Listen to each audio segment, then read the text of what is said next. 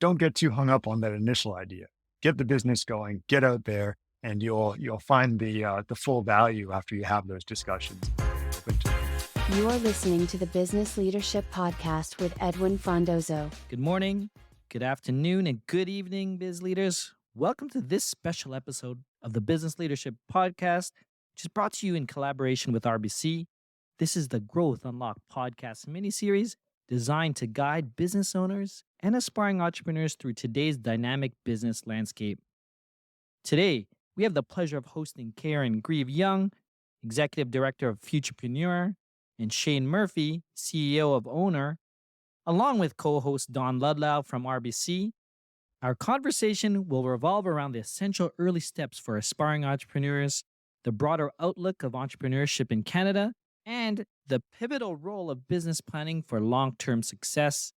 This episode is a treasure trove of actionable insights, whether you're kickstarting or advancing your entrepreneurial journey. Proudly presented by RBC. Let's dive into the Growth Unlocked podcast. Here we go. All right, great. Let's start off by introducing our guest. Shane, you're an entrepreneur yourself. You're the co-founder of Founded Technologies. I'd love it if you could tell us a bit about your experience over the years, your personal entrepreneurial journey, and how you leverage your experience when shaping owner strategies, products, and services in your role as CEO. For sure. Yeah, thanks, Edwin. It's great to be here and to join this chat with you. The short version of my story was my career really starts when I was a young corporate commercial lawyer in Toronto. And I was enjoying the work. I thought it was a really rewarding career, but I saw a few things. One, that the legal industry was changing very quickly and technology was being used in new ways. And there was an incredible amount of room for disruption within the law as a profession. So that got me thinking. And then another thing was that I really loved working with entrepreneurs and small business owners. And every year I progressed as a lawyer, I became more and more expensive, and it was more and more difficult for small business owners to hire me as their lawyer. So putting those two things together, I started thinking about how can I leverage technology and how can I leverage my passion for small business owners to build something new that would really allow small business owners to get top-notch service in a way that they could afford, in a way that was accessible. Jumping ahead a few years, I left law and started a technology company, which was called Founded Technologies. And it wasn't an easy road or an easy transition, but eventually what we found a lot of demand for was the service of incorporating small businesses. So very early stage businesses, often the first thing they needed from a lawyer was just the process of getting incorporated, getting the business formally structured. So instead of going to a lawyer, we said we could build technology that would allow them to do that themselves to the same standard as a lawyer. So we did find some great product market fit and grew the business, served a few thousand entrepreneurs. And one of the best things that happened was we developed a great commercial relationship with RBC, often because the next question an entrepreneur would have after they were incorporated was, where do I go to get great banking services for my new small business? Where do I get the financial support I need? So building that relationship with RBC was great for us because we then could provide more value. And then over the years, and especially once the pandemic hit and there was even more demand for online services, it just made sense for us to join forces with RBC. So we were acquired in 2020. We joined under the umbrella of OWNR, and that's as we're currently operating as OWNR within RBCX, which is sort of the tech and innovation platform within RBC.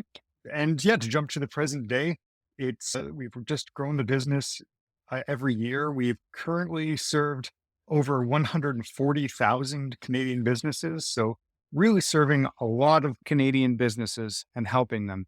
I guess over to you, Karen. I'd love it if you could share and maybe tell the listeners, if they haven't heard about Futurpreneur, who you are and how the organization helps young, aspiring business owners today. Absolutely. I'd love to start because of who we're with today with Futurepreneur's origin story. In 1996, RBC was one of two financial institutions who realized that young entrepreneurs launching Main Street businesses were vital for Canada's economy and were just too risky to really fit naturally within the bank's risk profile for lending. and put money aside to start a nonprofit that became Futurpreneur. It was Canadian Youth Business Foundation for years, and we rebranded a few years ago. The whole idea is, how do we help young, aged 18 to 39 entrepreneurs launch businesses? Some of them might grow huge, Majori, Nix, Skip the Dishes, Good Food, Smart Sweets. There are lots of household names that were and major Canadian brands that were originally supported by Futurepreneur. There also are food trucks, chocolate companies, personal fitness trainers, tailors who are Futurepreneur clients. All of them needed money and mentorship to get started. And that's where Futurepreneur comes in. We have money and mentorship up to $60,000 from Futurepreneur and our partners at the Business Development Bank of Canada, paired with up to 2 years of mentorship offered to entrepreneurs right as they're launching their business. And this money, it's non-dilutive financing. So it's a loan. It's interest only in the first year. So they have a year to get their feet under them before they have to start paying principal payments back.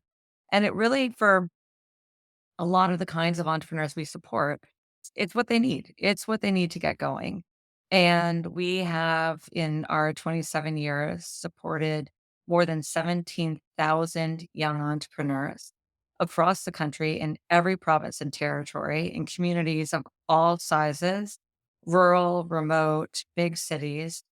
And I'm particularly proud of some of the programs we've developed in recent years to help entrepreneurs get going. We have the RBC funded Rock My Business series, where we realize that a lot of entrepreneurs come to us before they're really ready to launch. And they start with an idea, and they might need some time to work through that idea. And then they need a business plan.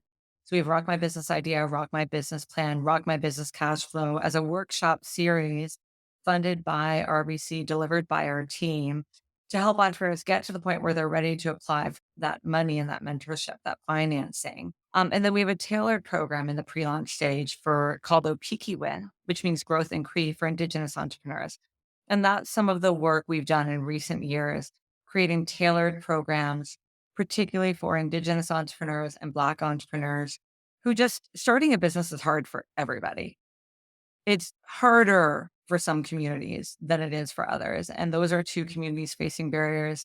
And we were incredibly grateful that when RBC made its $100 million commitment to Black-led businesses in 2020, which was a really bold commitment, the team at RBC came to Futurepreneur to see if we could partner in delivering part of that commitment. And that's exactly what we're doing. Our Black Entrepreneur Startup Program launched in 2021. The very next day after we launched, the first Black entrepreneur, Sean Raymond, out of Leduc, Alberta, got his loan and his mentor and off to the races. And, in the first couple of years alone, over 300 entrepreneurs supported through that program. So national scale, delivered regionally by team members with lived experience, those core building blocks, money and mentorship that young entrepreneurs need to start and succeed. That's what we do. Don, it feels like owner is more relevant now than ever with the entrepreneurial aspirations and activities running strong in the Canadian economy. I know RBC recently did a study on entrepreneurial trends. Is there anything interesting that you could share with us, with the listeners today? Yeah, certainly. And of course, RBC runs periodic surveys of Canadians and entrepreneurs just to make sure that we're really staying on top of what's top of mind for them and aware of any trends that are developing. And our most recent survey revealed some really interesting insights around the factors that are driving different generations to dip their toes in entrepreneurship and become business owners. For example, having reached the pinnacle of their careers, many Canadians see small business ownership as a logical next step for them to continue to grow professionally. About 2/3 of Canadians and business owners say that they had peaked in their role or their job at work, and business ownership was really the next step to help them thrive. And that actually increases to about 71% when you're talking those that are 35 to 54 years of age. As well, 8 in 10 Canadians say they're motivated to be an entrepreneur to live in a way that's a little bit different than what they can get in the corporate world. So finding freedom and flexibility is really important for Canadians and aspiring entrepreneurs, really being one's own boss. And that seems to be a driving force behind much of this trend. In fact, the vast majority of people that we surveyed, Canadians or small business owners, said that the main incentive for entrepreneurship was to be one's own boss. That was 94% of the people that we surveyed said that. And Shane, I'm wondering for those that are aspiring to entrepreneurship, looking back on your own experiences, what are some of the common challenges or pitfalls that people encounter along their journey? And how did you overcome them? What advice would you have for others? Yeah, thanks, Don. I think the advice I keep coming back to when I look at my personal journey is to tell entrepreneurs not to fall in love with their business idea, especially not early on. In the startup world, we always talk about pivoting, and that's become a real buzzword to pivot. But what it really means is just being open to new opportunities and seizing those opportunities as they arise.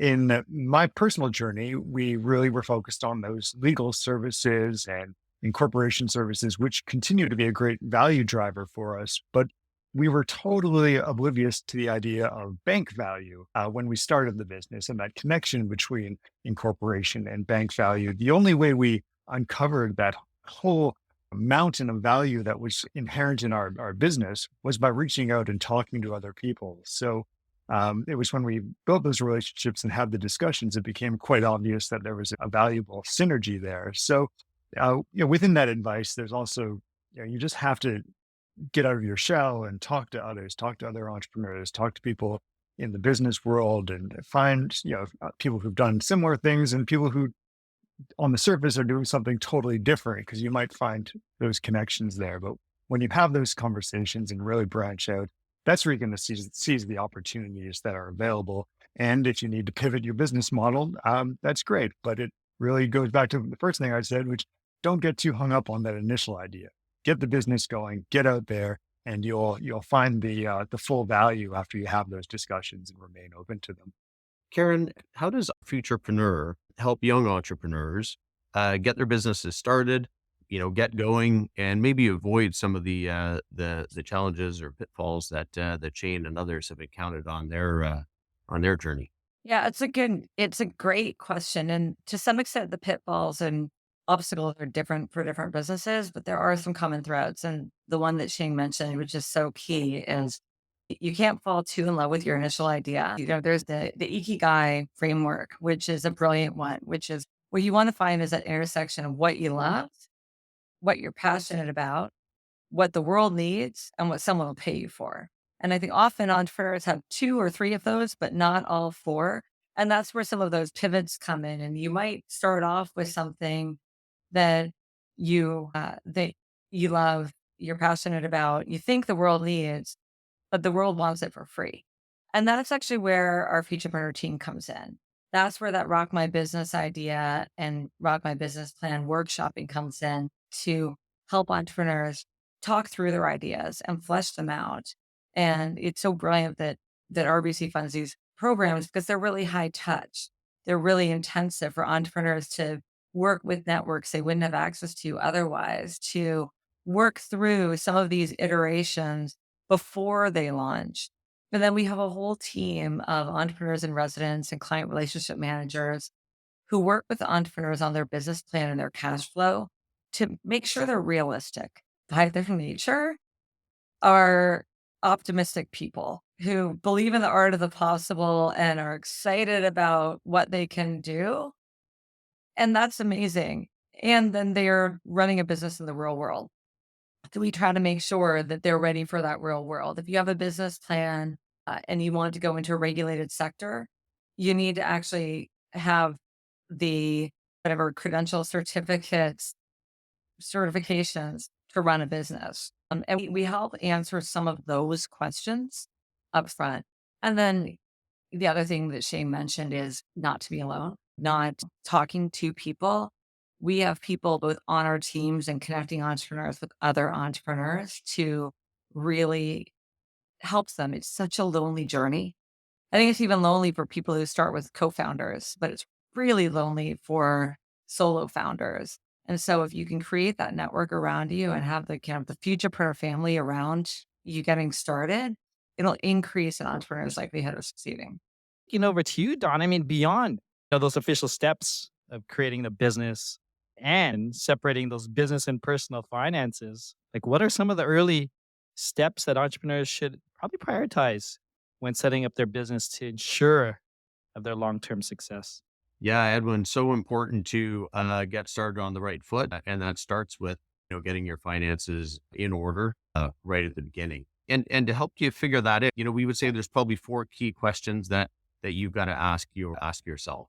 And the first is like, how much do I need to start and get things going? And you've got to consider everything in there that your business might need to get off the ground, whether that's, gosh, the cost of a website, insurance, staff, inventory, raw materials, signs, and of course, working capital. So you got to add it all up and figure out, okay, what do I need to get going out of the gates? Then determine how much you actually need your business to make. You've got to generate enough from this business to leave you in a secure financial position.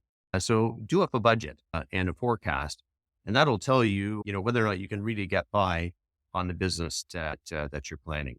Next, ask yourself, are your personal finances in order? Knowing how much you need to have on hand for your existing financial commitments on the personal side without running your businesses down to zero or taking on unnecessary debts are really important. And that'll tell you whether or not you're ready right now for full-time entrepreneurship. And then finally ask yourself where you're going to get the money to fund your new business. If you've got a great stash of cash set aside already, well, then you may be in a good spot. However, you may need to work a bit longer to get that startup capital, or just do it as a bit of a side gig until you've got some momentum going before you can really make it your full-time job. Those are all really critical questions for a business owner to start before heading along that entrepreneurial path. And by getting that right from the start, it really lays the foundations for long-term success. The good thing is there's lots of tools and resources available to help entrepreneurs do all of that, to plan, establish, and grow their business. So we've got a great resource called the RBC Small Business Navigator site. It's all kinds of tools and resources in there to help you figure that stuff out and do the planning. So check it out. I know entrepreneurs and our own clients just love it.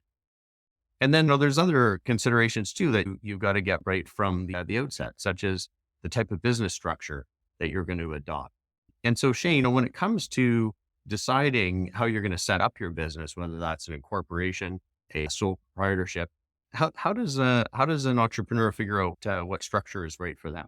Yeah, it's a great question. And it's honestly a question we receive multiple times a day at Owner. On a very high level, the reasons to incorporate a business come down to liability and tax considerations. So to determine whether incorporating is right for you, it's going to depend a lot on where you are within your entrepreneurial journey.